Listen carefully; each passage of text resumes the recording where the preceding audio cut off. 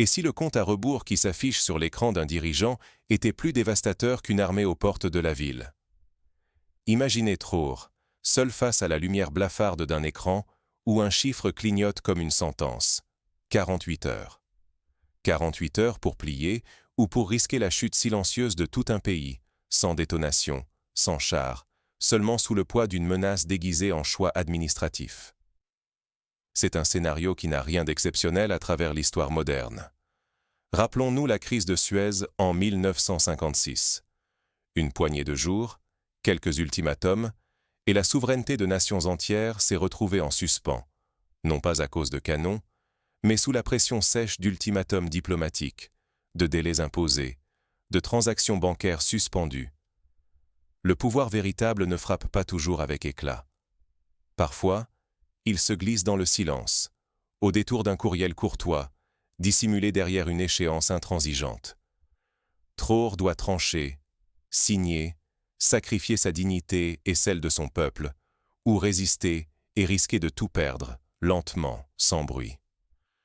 C'est le genre de dilemme qui a hanté bien des dirigeants avant lui. Lors de la crise de Cuba en 1962, ce n'est pas le bruit des missiles qui a fait plier le monde, mais les heures comptées, l'attente insupportable, la tension de chaque minute qui s'écoulait sans réponse. L'urgence, ici, devient une arme psychologique redoutable. Car l'ennemi n'est pas toujours visible.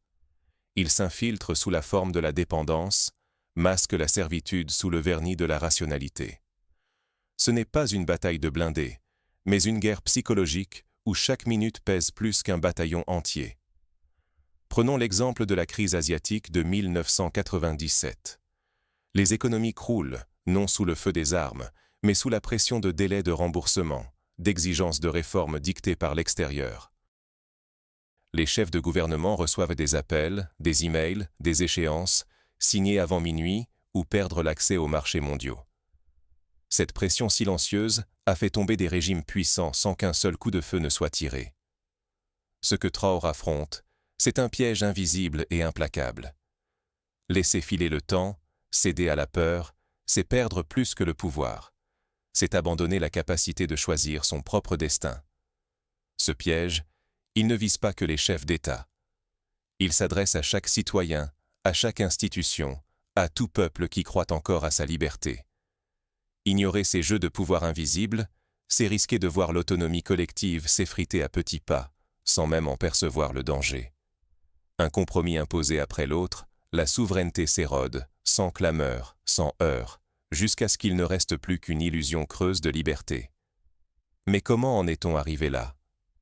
Pour comprendre la force de ce piège, il faut remonter aux origines de la dépendance de Traore. Ce n'est pas une crise qui éclate soudainement, mais un piège savamment tissé, fil après fil. Traore l'a vu se refermer, sans vacarme, sans effraction, avec cette rigueur froide qui ne laisse aucune place au hasard.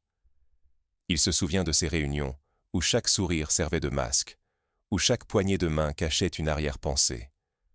Les conseillers venus de loin déposaient leurs stylos sur la table, les contrats déjà prêts, tandis que la politesse se muait en arme discrète.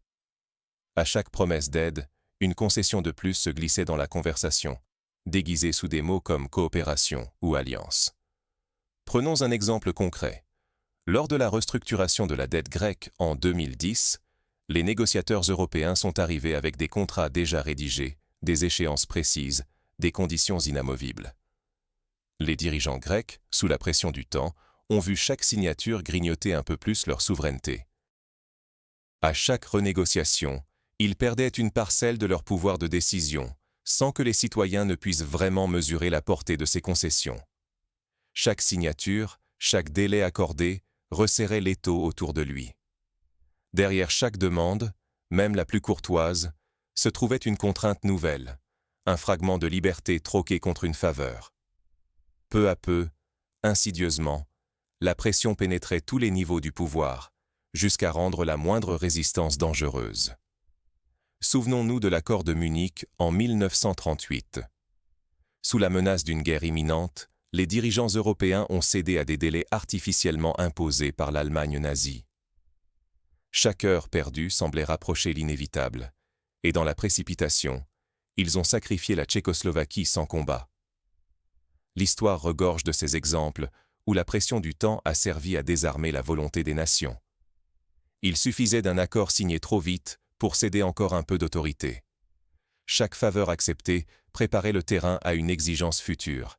Chaque compromis rognait la frontière déjà fragile entre autonomie et dépendance. La souveraineté devenait alors une vitrine polie, vidée de sa force, menacée par l'accumulation de ses liens invisibles. Céder trop facilement, c'est abandonner son pouvoir morceau après morceau, jusqu'à ne plus pouvoir refuser. La dignité d'une nation ne disparaît pas dans le tumulte des armes, mais dans le silence pesant de signatures répétées et de délais imposés. Mais que se passe-t-il lorsque la pression cesse d'être feutrée, quand elle se transforme en menace directe et que chaque seconde pèse désormais? La tension monte brutalement. Ce qui était invisible devient palpable, et Traore doit décider, céder ou résister.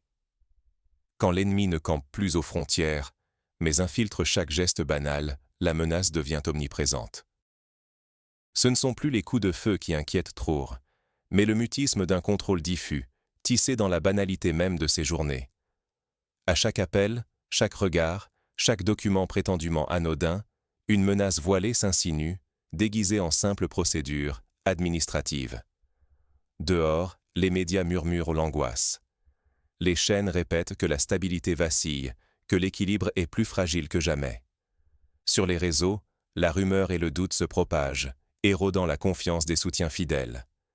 Les attaques personnelles pleuvent, jusqu'à épuiser même les alliés les plus dévoués. Les partenaires étrangers, d'habitude si réservés, élèvent la voix. Ils réclament, sous couvert de bienveillance, des preuves de stabilité. Pourtant, leur impatience transparaît derrière chaque exigence. Pour Traore, l'isolement n'est plus abstrait. Son cercle loyal se rétrécit inexorablement.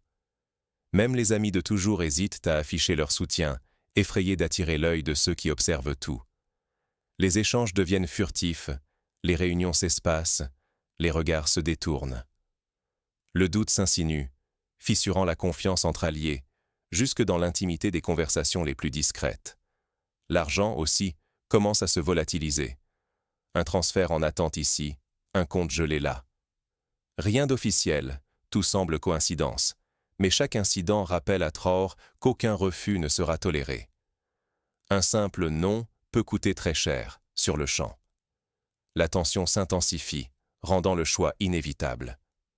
Traore doit renoncer à l'illusion d'un compromis sans douleur. Céder, c'est s'asservir, vendre la souveraineté du pays contre une paix illusoire. Résister, c'est s'exposer à la tempête. Sanctions, instabilité, réputation ruinée en quelques jours. Deux voies, toutes deux périlleuses.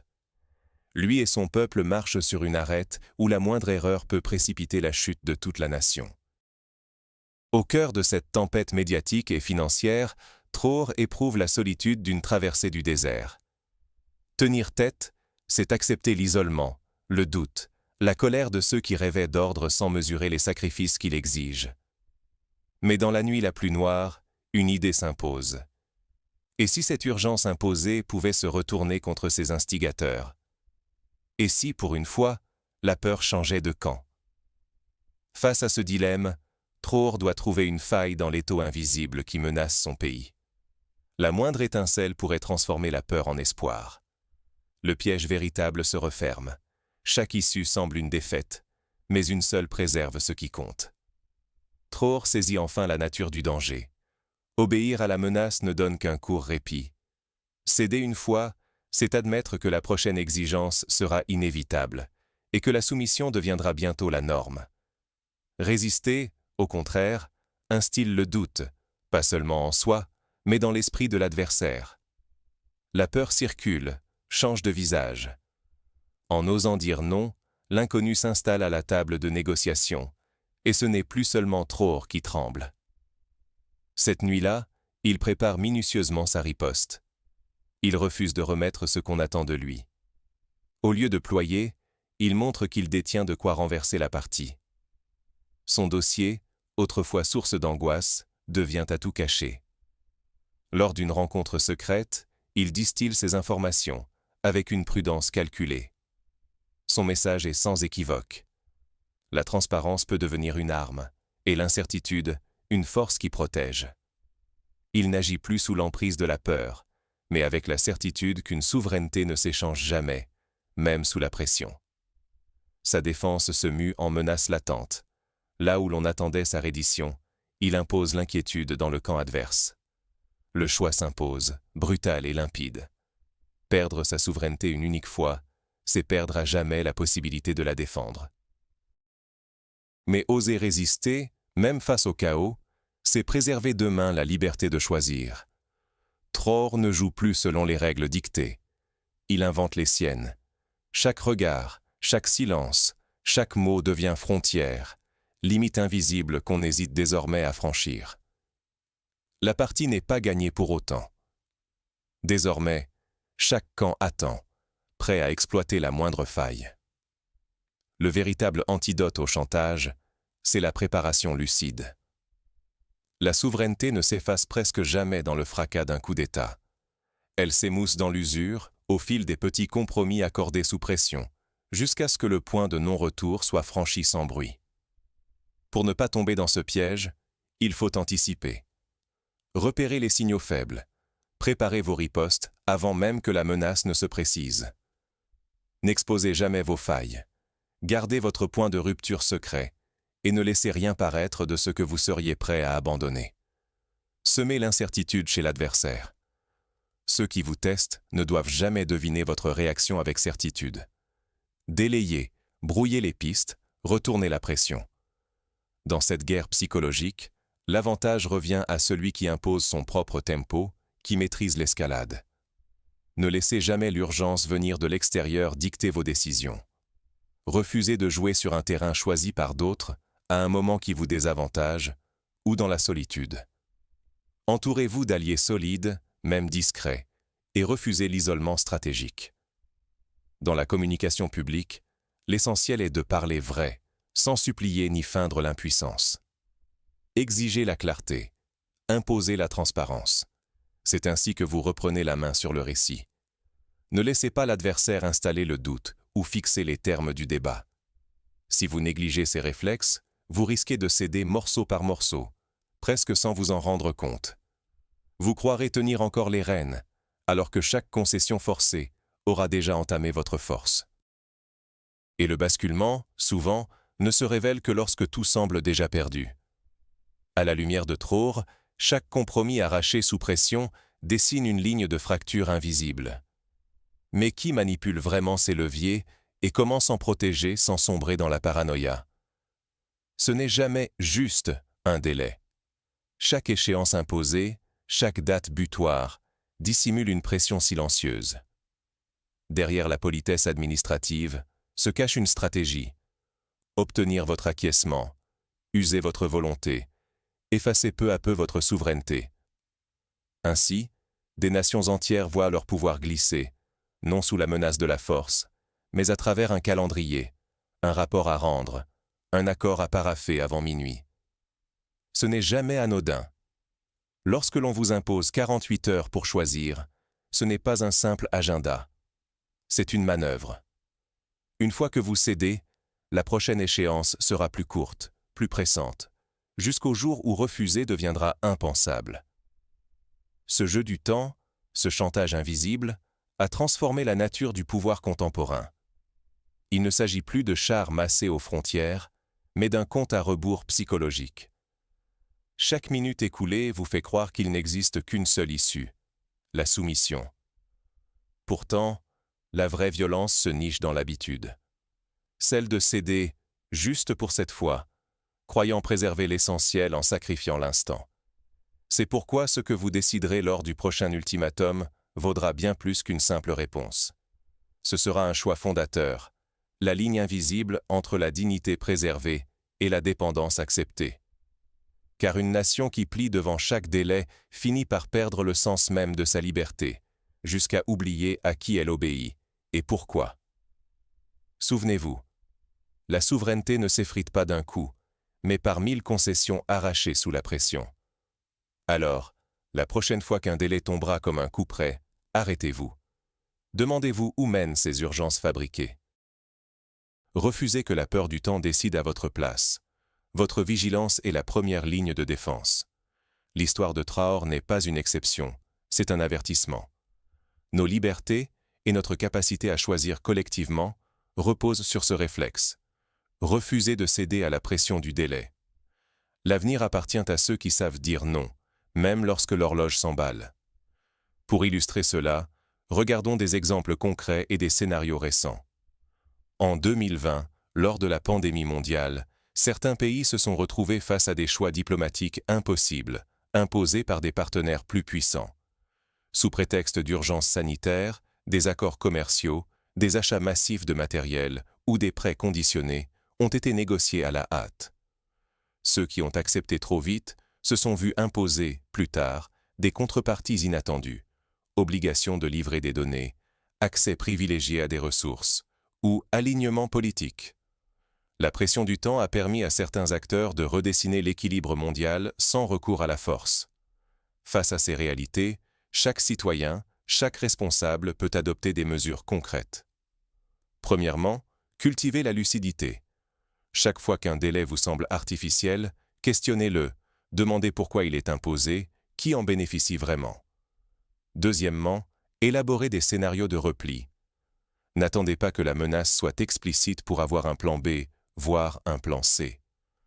Troisièmement, renforcez vos alliances, même discrètes, car l'isolement est le plus grand allié du chantage.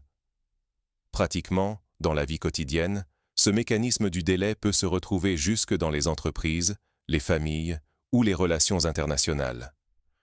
Un employé à qui l'on donne 24 heures pour signer une rupture de contrat, un partenaire à qui l'on impose une décision en moins d'une semaine, un pays sommé de ratifier un traité en quelques jours. Tous partagent ce même piège psychologique. La riposte commence souvent par un mot simple « je veux réfléchir » ou « je demande un délai supplémentaire ». Ce sont de petites résistances qui, cumulées, peuvent rééquilibrer le rapport de force. Dans l'histoire, ceux qui ont su déjouer le piège du temps imposé ont souvent marqué une pause inattendue. Lors des négociations de l'armistice de 1918, certains diplomates français, face à la pression allemande, ont demandé une suspension de séance. Ce petit geste, ce refus de se précipiter, a permis de repenser la stratégie, de consulter les alliés et finalement d'arracher des conditions plus favorables. Pour aller plus loin, adoptez quelques réflexes simples. Analysez toujours qui bénéficie d'une urgence et pourquoi. Refusez de signer sous pression, même si tout semble s'effondrer autour de vous. Entraînez-vous à négocier des délais, à retourner la pression. Si l'on vous donne 3 jours, demandez-en 6 ou imposez vos propres échéances. Préparez des messages publics qui clarifient votre position sans céder à la panique. La maîtrise du récit public est essentielle pour ne pas laisser l'adversaire fixer le cadre. Enfin, rappelez-vous que la souveraineté, qu'elle soit nationale ou individuelle, est une conquête de chaque instant. Elle se défend dans les grandes crises comme dans les petits choix du quotidien. Le piège du compte à rebours n'est pas réservé aux chefs d'État. Il vise aussi le citoyen ordinaire, l'entreprise familiale, le syndicat, l'étudiant face à une administration. La leçon de Traoré, et de tant d'autres, c'est que la dignité se préserve autant dans la résistance silencieuse que dans le refus public. Chaque délai imposé peut être un piège, mais aussi une occasion de reprendre la main, de redéfinir les priorités, d'affirmer que rien ne vaut la liberté de choisir, même sous la pression du temps. Alors, la prochaine fois qu'une échéance vous sera imposée, rappelez-vous Traoré. Demandez-vous, à qui profite ce délai? Quelle liberté suis-je prêt à céder, et pourquoi? Et surtout, ayez le courage de dire non, même si l'horloge s'affole. Parce que l'histoire ne pardonne pas toujours la soumission, mais elle célèbre souvent le courage de ceux qui ont su, contre toute attente, résister à la dictature du temps. Voilà l'ultime leçon. La vraie puissance n'est pas de subir le compte à rebours, mais de le maîtriser, de savoir quand il faut arrêter la montre, même si tout le monde vous presse d'agir. L'avenir appartient à ceux qui osent imposer leur propre tempo.